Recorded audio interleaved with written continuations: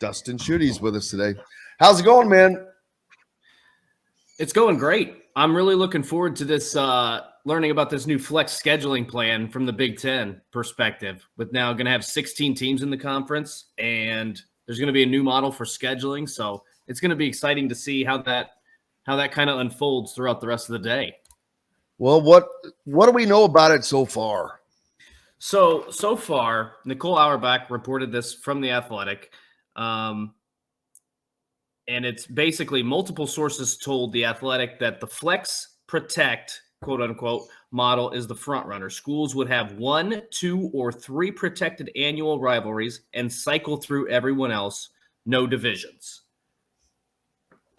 So your hatred for the Big Ten West, Jim, can only last one more year. It's not hatred. It's just disdain. Imbalance? Yes.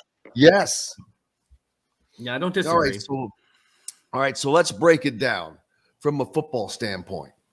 Mm-hmm. How does that repeat what you said again?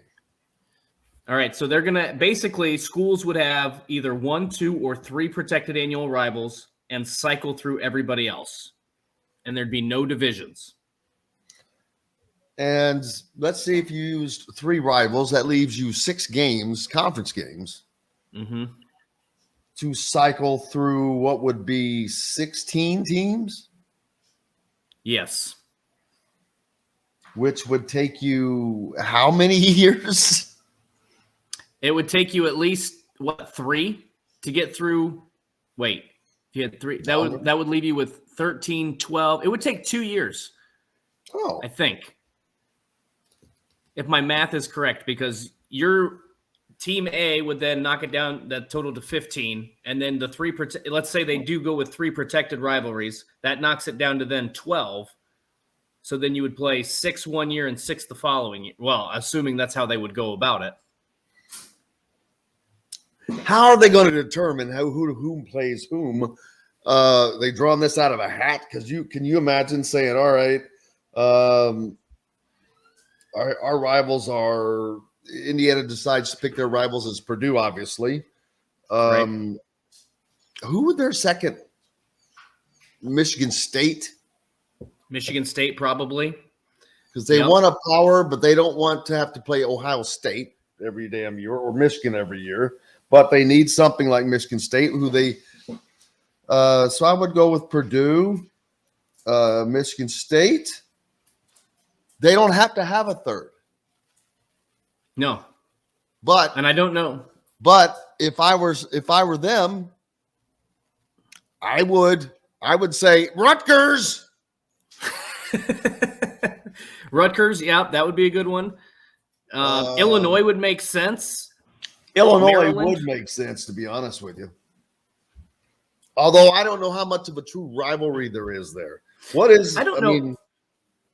I don't know how much there is. What's going to be interesting is I don't know. So the way the tweet was worded was a little bit ambiguous. So I'm not sure if this means that every team would have 3 protected rivalries, or if some teams would have 1, some teams would have 2, others would have 3. I'm not sure what that means. I feel like it would be uniform in that you're going to say, okay, every team's going to play the same number of protected, quote unquote, rivalry games every single year. But when you look like if USC, let's just say from the 16-team model, USC is going to come in. They're going to have 1 rival, and it's UCLA. So who else would fit the bill? So that's why I don't. For them, they might not be afraid to take on a big boy, right? But who would? So Ohio State has a rivalry with Michigan. You could throw Penn State in there, and then what if they wanted to always play Michigan State? Like, I don't know. The Big Ten's going to work something out where USC is playing Ohio State, Michigan, and Penn State pretty regularly. I have a feeling. Well, they have to. That would be my guess. That's what I'm saying. Yeah, that's the money shot. That's where the money's at. Yeah, they've got to have them because that's part of why this deal's coming together. Exactly. Instead of having to have bowl games where you get these kinds of matchups, this isn't going to be a yearly, annual thing. And this is what produces the money, though. This is why they're getting that $7 billion contract for putting these kinds of games on the court or the field. And you know what I think would happen? What could potentially happen too is down the road. Maybe this isn't going to happen right out of the gate, but with a 12-team playoff and the regular season, losing one game not meaning nearly as much in the future once we get to that 12-team format, I feel like you're going to start to see maybe an expansion of, we've seen like the Chick-fil-A kickoff. Back in the day, it used to be the Pigskin Classic. There are a couple different premier week 0 or week 1 games on the college football schedule. Would we be surprised to see at some point, hey, USC, Ohio State are going to play week 1 in the Rose Bowl? Or we're going to have Michigan, UCLA play week 1 at Lucas Oil Stadium? Or Wisconsin play Nebraska at Lambeau Field? Something like that in week 1 to really rev up the engines. The Big Ten's not been afraid to schedule week 1 games in Big Ten competition. Obviously, Indiana is a I would say victim of that because usually they're having to play pretty good teams in that opener. Ohio State, Penn State, Iowa, Illinois last year. But I will be surprised if we don't see some sort of marquee matchups, a couple of those week 1 of the college football season moving forward. Yeah, I think it's going to offer it will allow the Big Ten to offer more marquee games on a weekly basis, right? Bigger marquee games from week 1 through the end of the season. I mean, man, you could, if they scheduled this right, the Big Ten could basically have a game of the week, a marquee game of the week every week. And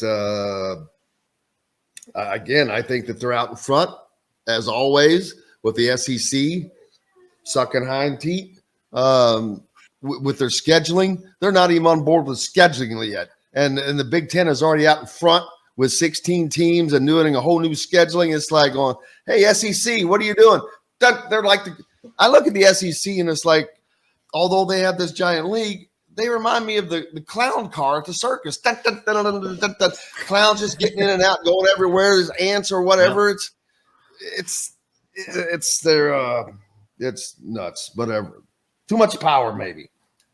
But what's interesting to me is the SEC has seen, and I don't know what their contract deal is going to look like with television markets, but the Big Ten has been leading the way. And I know there's been some fumbling of this situation done by Kevin Warren, which I know for you and I, Jim, is a big shock and awe. Let me break out my shocked face that Kevin Warren messed something up significantly, right? So, but what's interesting is the SEC has seen how the Big Ten has cashed in on 9 conference games and still is refusing to do so. They're winning national championships. They won 13 to 17 or 14 to 17, whatever that figure is. It's something ridiculous. But so their model's working in terms of national championships, but in terms of money, I would think that the conference would want to step up its game a little bit. Maybe they don't care. Obviously they don't care if they're going to stick with 8-game conference schedule, whatever. Yeah, they're not exactly a trendsetter. No. And before I forget, when I opened the show, I said it was June 7th. It's June 8th. No one corrected me. We're already in the dog days of summer. Thursday, June 8th. My bad. Just so you know, this is a updated show. But yeah, that's going to be interesting to see what the Big Ten coaches think about this. And the fans.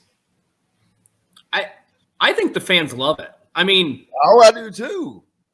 I love more competitive football. Like I don't want to see Indiana play Indiana State and Southern Illinois. Not that they have, but Indiana State and Southern Illinois in the same season. I don't want to see you load up on 4 MAC teams in your non-conference. I love the way the Big Ten has done scheduling. I know it hasn't paid off in terms of college football playoff and postseason success, but in terms of giving you a better product throughout the course of from that last weekend in August through the last weekend in November, it's provided just great games, and adding USC and UCLA to the mix, doing this new scheduling format is only going to enhance that. So I love competitive football, especially throughout the course of the regular season. No, it hasn't paid off in the postseason, but I think with the expanded playoff, we'll eventually see that.